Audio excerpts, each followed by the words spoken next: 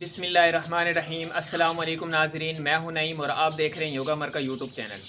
आप जब किसी एक शहर से दूसरे शहर जाएं, चाहे आप रोड के ज़रिए जाएं या रेलगाड़ी के ज़रिए जाएं, आप रास्ते में कहीं से कोई पानी की बोतल या कोल्ड ड्रिंक्स लेते हैं और वो पीने के बाद आपको लगता है इसका जायका अच्छा नहीं है या इसमें से बू आ रही है। इसकी वजह ये होती है कि ये पानी की बोतल गैर मियारी होती है या कोल्ड ड्रिंक्स 2 नंबर होती है।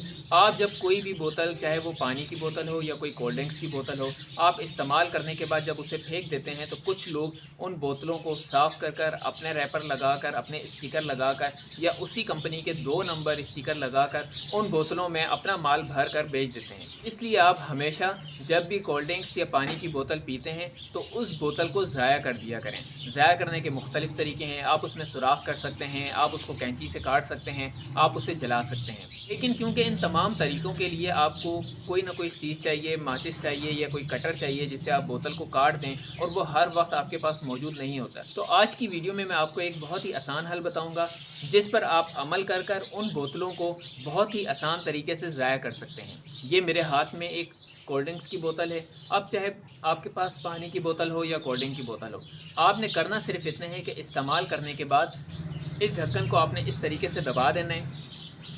ये दबाने के बाद आपने बोतल के अंदर इसे डाल देना है।